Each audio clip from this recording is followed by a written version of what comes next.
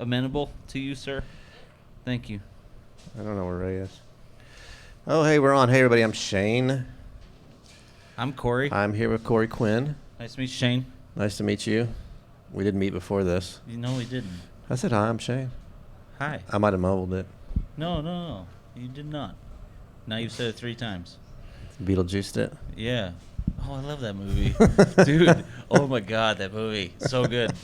So I usually start these off by the artist and the history with them and the duck, and this is the first time you played your actual band. Yeah, correct? with the Yes? full thing on a Saturday night. Pretty cool. Yeah. Actually, this is the first place I came to when I first moved here a couple years ago, pre-pandemic. Came down to the open mic and met Wayne Wilkerson and went to the open mic for a long time until the dumpster fire of 2019.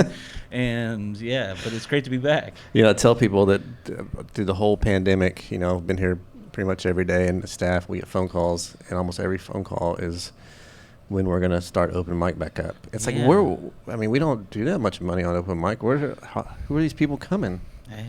It's every day. They want a stage, and this is a great room. It's very comforting. Well, it's thank like you. grandmother's. Thank you. It's like grandmother's living room. Well, you've a long list of esteemed artists. I know, it's Hayes crazy. Hayes did the open mic. John Evans, Lisa Morales. That's a little California Guitar Trio came in one time and nice. played open mic. If you know who they are. No, I never heard of them, but I know. Pretty Lisa, much. thank you. If you're going to Sancha. become famous. Oh my goodness. Oh no, I'll just. Oh, it is. We're losing it. It's not how we do that here. Hey. Not on television, folks. It's supposed to be perfect. Not made for TV. Way to go. Hey, dude, you Thanks, picked Lily. me. You picked me. It ain't gonna be perfect. That's for damn sure. Thanks, Lily. Thanks. You're good. So I'm gonna get into these questions. You ready? Yeah, let's do it. All right. What was the first record you purchased with your hard-earned own money? That's funny. Okay, so it wasn't a record; it was a tape. Well, yeah. And it was recording. blue. So it was a Green Day Dookie. Oh yeah, you're the second person that's told me that. Rock the fuck out to that thing Actually, all through middle school. Tony Camel said the same. Tony Really? Camel? Yeah, he played last night. Holy cow! 2 nights in a row, Green Day Days. Dookie. Yeah. Whoa. I remember when that record came out. Wild. It was so good. I cranked the shit out of that thing. I broke the speakers on like the one that I got from. I don't know. It was at they had a yard sale at our church. Oh. And so like I got that because I worked it because my parents owed the church money and that kind of thing, and so like we volunteered, and so I got a speaker system and like blew the speakers They probably out. wanted you to play Amy Grant on it. Maybe, not yeah, Green Day. yeah, or John Denver, Denver. Rocky Mountain High. That cover is interesting too. That whole album, that whole art on it was. It's such. There's a monkey throwing poop on it. I know, so good. See, I kidded, called it poop. Yeah, it was good. Yeah. Good. So what was your first concert? Sterkus. My first concert. Okay, this is gonna age me a little bit. My first concert was Matchbox 20. Well, it's a band. It was a band. Was that the first one you wanted to go to, or the first one you got taken to? No. So what's the first one, like your concert? The first one I ever wanted to go to was 1994. Mm-hmm. Soldier Field, Grateful Dead. Oh, wow. My dad had got me tickets, and my mom wouldn't let him take me because I was too young. How old were you? I was 9 at the time. It's a little young. Turned out contact high. Whatever. But it turned out that was Jerry Garcia's last show. Oh, and you didn't go. No, I didn't go. And supposedly, I don't have the proof yet, but supposedly my dad still has the ticket. It hasn't been ripped. There's some deadhead out there that would pay a fortune for that. I mean, I'll pay a fortune for it. Oh. It's my ticket too. But I'll pay a fortune for it. But yeah, that was the first one I ever wanted to go to, and I couldn't. Okay. So well, that's a good one. Yeah. I mean, Matchbox 20 is Matchbox 20, but that's a pretty cool story. So do you have like a one-hit wonder song that, like a favorite or like a guilty pleasure song? Or something like an earworm, like it comes on the radio and you don't turn it off? See, I don't really listen to newer stuff. It can be older. Maybe it's something that I reach out to a lot to just kind of put my mind at ease. Maybe it's the same question. Yeah, Maybe same I'm thing. answering that question. Is La Mer Oh yeah, we for listen. like Stefan Grappelli and Django Reinhardt. Like that song just puts me at ease. I don't know if you ever seen the Stefan Grappelli documentary, but there's this video of them playing it, and it's like recorded behind them, and they're just hanging out in their like hotel room, like before the gig or whatever, and Django just goes into the intro, and then the lights go out, and then the lights come up, and they're on stage playing the song, and it's just like that just brings me home. I think somebody here plays that song every night at the end of the night. Yeah, every night. So good. I love Reminds me of Vegas and the Fountains. Yeah. But you're right. That's a good answer. Like the Riviera. Like, I don't know. I've never been, but like the Riviera's torn down. If I've ever been to the Riviera. Don't go there. No, not the the actual Riviera. Yeah, not the casino. I'm not that worldly. Like the French. Like somebody says, "Oh yeah, Vegas," and like, no, Paris is everything's I'm in talking Vegas. about in France. I'm like, yeah, I've been there, Vegas. So that's my song. That's my go-to. Cool. So did you ever have an aha moment where you heard a riff, lyrics, saw something lyrically, saw a show that made you say, man, I want to play music? Or was it just sort of like were you around it? It's been kind of 50-50 on the answers on this. So like was there a moment in time where it's like, man, I can do that, or man, I want to play music, or were you just kind of fell into it, was kind of around? I think the moment, like one of those moments, was listening to a lot of early Dylan, like the bootleg tapes, and how quickly he would change styles and genres, song to song. And at some point, I don't know why I told myself that, but I just wanted to like replicate the fact that like every song could live in its own universe. Right. Like you don't have to embody this one thing the whole time and be this one style. Like that every song could just live on its own. Right. Yeah, I think a lot of people fell trapped to that, kind of that it's got to be this and it's very uniform. Kind of today's day and age is a little different, but yeah, back then I totally understand what you're saying with Dylan. So it's cool. I like that. Yeah, and I think a lot of that actually has to come down to the fact that like he was still trying to find his voice. Mm-hmm. So he was trying a bunch of different shit. He's still trying to find his voice. Everybody's trying to find his voice. But it's one of those things that like, why not try to do something completely different than what you just did? Right. Like test yourself, like as an artist. Yeah, he did do a lot of that. So Sharon Osbourne calls you. She says Sharon Osbourne. I don't know who that is. So. Ozzy Osbourne's wife. Oh, okay.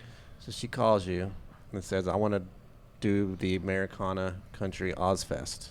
Okay. And, being her husband's Ozzy Osbourne, he can resurrect dead people. Okay, because he's the Prince of Darkness. Oh, you're going to have me put a band together? Put a band together. Oh, God. I was just talking with my buddy out back about how this is like a thing in Houston. Yeah. Like, we go to bars and, like, people are like, really? Hey, who's your band? Well, they must have heard these interviews. I don't know. I'll take credit for it. It's just hanging out with people.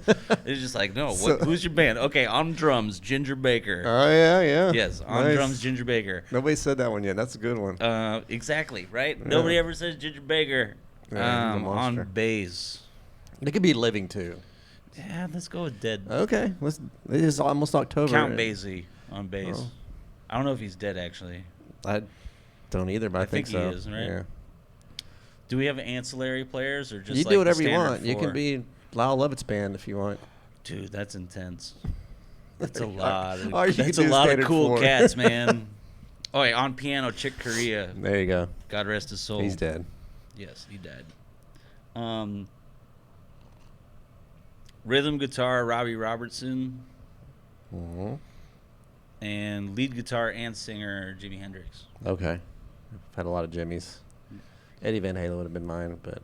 I would love to just witness that. It's your band, man. Yeah, but I just, like, as a person who listens to music, right. who, like, wants to see music, like, I would just love to have witnessed the Jimmy. Sheer chaos and beauty that was that. You got any backup singers? I mean, it's going to be the Staple Sisters. There you go. Anybody. Okay. It's a good band. Yeah. I'd pay to see you. Yeah. I'd pay $30 to come to see organ. We got to get organ, too. Okay, here's your Chick organ. Corea, piano. On organ. Oh, what's his name? Darn it. How did I forget it? I don't know. You brought a whole subject for it. I know, I did. Who does he play with? I'll think of it here in a minute, and then I'll interrupt you. The guy at Wrigley Field? No. Fuck the Cubs. Go Sox, man. Sorry, I'm a Southsider.